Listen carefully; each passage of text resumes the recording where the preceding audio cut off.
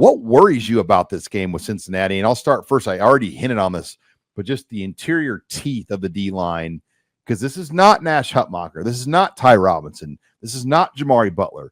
This was a group last year that held Ohio State to its worst rushing game of the season. They held Iowa to its worst rushing game of the season. Yep. They don't have those guys. No, we should mention MJ Sherman in that conversation too. He wasn't a down guy, but he was big. But you think, we gloss over that Caleb Johnson, the best back in the Big Ten, had his worst game of the year against Nebraska. Ohio State's highly vaunted Chip Kelly rushing game had one rushing first down on Nebraska. That's amazing. And it was a QB sneak where a false start wasn't called. Think how many 3rd and 1, 3rd and 2, 4th and 1s Ohio They didn't get them. They didn't get them. Sean. And they don't have that right now in terms of those players. The one thing, if I were a Nebraska fan thinking as I'm listening to you or listening to me, is maybe Sean's wrong. Maybe Sean's wrong. Now, you cover camp. We don't see camp. We don't see the scrimmages, but you talk to people. I talk to people. If we're wrong, then it's not because of what they did in camp. It'll be because they do in a game. It'll be because of what they do in a game. No, and I'm not trying to. I'm just. I know you're not trashing anybody as a point of discussion for game one, especially. No, this is what Cincinnati's going to do, though. They are going to try to test that teeth of the Nebraska defense, and Sorsby doesn't slide.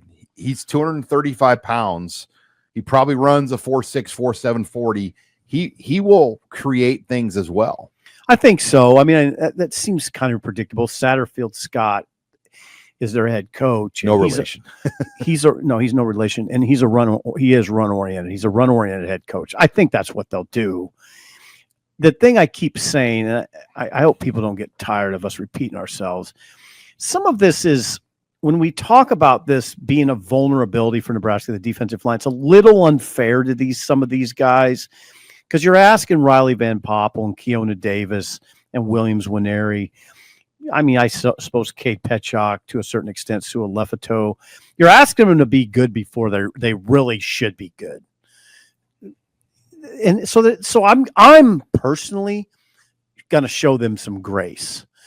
We're asking them to be as good as Ty. You're asking Van Poppel to be as good as Ty Robinson. What was Ty Robinson as a sophomore? 24 tackles, 4 tackles for loss. Very nondescript. That year would that have been the game where they played Minnesota when Bush was the coordinator? Would that have been his sophomore year? Perhaps. Yeah, then Rule got him for 2. Yeah. And as a sophomore, though, you did see flashes of greatness, like the Minnesota game that they blew. Yeah. I mean, Robinson made a huge play on the other quarterback for Minnesota to the point where it actually put another guy in. You saw it in flashes. And then the new quarterback ran more and it hurt Nebraska. Well, you'll see flashes this year. You'll see flashes from Keona Davis. You'll see flashes from Van Poppel. But why would you expect them to be as good as Ty Robinson right now? Right. And that's the thing. They're not. So how do you build this plan kind of with a different group of soldiers? Well, you can't. I mean, here's the thing. You can't rule out that these guys will just arrive before Sue arrived. Sue didn't arrive as a sophomore, really. Sue had injury things and other issues, and right. It was a different game of college football 20 years ago. Right. So now, again, these guys might just say, "Hell with this talk. I'm going to be good right now." Now, there's Judy's old though. There's some other guys that don't have an excuse. Cam Lenhart's a junior. There's no excuse. It's time for Cam Lenhart to make plays and be a difference maker. Not just hold in there, not just be okay, be a difference maker. Judy is a senior. Jalen George is a junior. No real reason for him. He's not a young guy. Well, like Winery is a younger guy. Redshirt freshman. He's only played 4 games college football. But yeah, I think his camp. But yeah, that concerns me. Sorsby, obviously, just the mobility. If they get him bottled up, will he escape that? Is he big enough to kind of overpower that too? A little bit. Oh, his escapability is a big concern. You can't get out. We've seen teams at Nebraska get out of their rush lanes on a fairly regular basis. We saw a defensive end that's now at Florida State routinely get out of this. And they'll run a lot of zone read type things with him, right? With these backs. Zone read probably. The backs that you're talking about are Pryor and Tawee Walker, and those guys are concerning. They're very concerning, especially Veteran Pryor. Big Ten backs. Yeah, Evan Pryor, 56 carries last year, not a lot of carries, averaged 7.5. Sean, Evan Pryor's their home run guy. I mean, if he hits a gap and Nebraska's not gap sound, he'll just keep going. Walker, you might be able to run him down. Tawee Walker rushed 14 times for 55 yards against Nebraska last year. He was good. I don't know if you remember him. I remember him. He's a little bowling ball, tough runner. He'll break some tackles. Those are their two guys. What you would like to do, though, is cause some confusion for Sorsby down the field where he has to think about it, because I do think he struggles. Well, I don't think he struggles. I know last year when they got to 5-2, he was throwing the ball down the field. According to Mo Egger, the Cincinnati radio man, inexplicably, when the last 5 games, when they were 0-5, inexplicably, Sorsby got gun shy throwing downfield. Like he just stopped throwing downfield. Something happened. Nobody knows what was the deal was, but so look for that.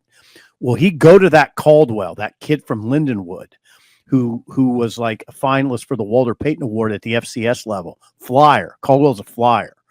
Will he test Nebraska early downfield? I'm also excited to see how they use Deshaun Singleton. Nebraska, yeah. I do think he could create some issues for Cincinnati. Well, he needs to. They're asking him to. I mean, he came back for a reason, yeah, and he's healthy, and they need Deshaun Singleton to play at an all-league level, not first team, just like an all-league level, first, second, third team level type of guy. No, they need some guys, and Singleton's a guy like that to step up and not just be a guy. I mean, be a difference maker. They're going to need guys to do that. Who's doing that, Sean? Who is it? Is it McCullough? Is it Marquise Watson-Trent? Is it somebody up? Well, it's got to be multiple guys up front. I hope it's Keona Davis. Wright. Sierra Wright might be the best player in the defense, period. I think I want to see Keona Davis really flex. You know, I want to see him make plays. He's an athletic guy. Lenhart's another one. So who's doing it? It is wild though. Like Sierra Wright, he got here late last year. He wasn't even a starter. Now he's a captain and one of the best players. And that's college football in a nutshell now. It is. Like you can just like all of a sudden have your captain a year later and you didn't even know about the guy. Dane Key's a captain, but Sierra Wright, exactly. He's a 5-star though out of high school. Yes. Well, and you know what? He's starting to live up to it, because I'm telling you, there's people who see those practices that tell me he might be the best player in the defense. I think just some of the defensive turmoil at USC and the things that Lincoln Riley battled, he probably wasn't developed and utilized there as well. Oh, there's some reason he's here. It just didn't work out with him at USC, and it's worked out here. It's worked out well, but lots to get into. One more thing on what to watch before I go to headline 5: Justin Evans against Dante Corleone. Oh, yeah, no, really, those 3 guys. The plan. What is the plan on Corleone? Well, it's huge. It's a huge part of the game, because that's Nebraska's strength up front, is those 3 interior guys. Rocco Spindler at right guard, Justin Evans at center, and Latovsky at left guard. That's the strength of the line right there. So they should be okay with Corleone. Although, God, you heard Holgerson this week say those words. He kind of chuckled and said Corleone ended. He retired one of our centers at Houston, and I was like, "What do you mean retired?" He said, well, he caused a 3-and-out all by himself to start the game. Think about that. Yeah, it's kind of like going into a bar fight, and you know that man-to-man, head-up, one-on-one, you're not going to beat this guy. You better have you better have kind of a tag team partner at all times. Or two. Yeah. And just not let this guy win the bar fight. Right. Because don't let Corleone win the bar fight. Because he's gonna try to disrupt that whole interior.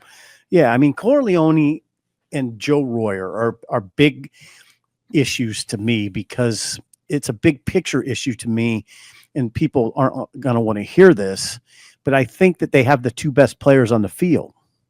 That's always a concern, right? I think they have the 2 best players on the field, Sean. Corleone and Joe Royer. The tight end. First rounder. Yeah, because Nebraska's top draft prospects, and we talked about this on your show, Pritchett's probably one of them.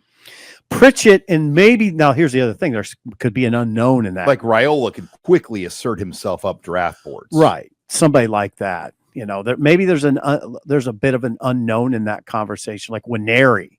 Maybe when we're walking out of Arrowhead, we're saying about Williams Winery, oh God, that looks like a future first rounder. Think about what this means for Winery to play his first game as a Nebraska Cornhusker in Kansas City. Again, don't make it more than it is, though. The football gods have teed this up for some of these guys. Yeah, I would, Coach Sipple, don't make it more than it is. You're just playing a football game. All right. You're just playing a football game. Go do it.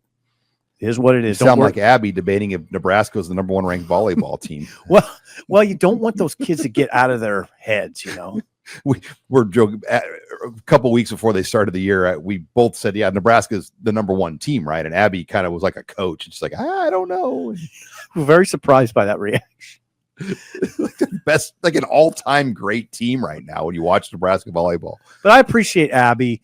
As a journalist, she's measured. Yeah, you got to be measured.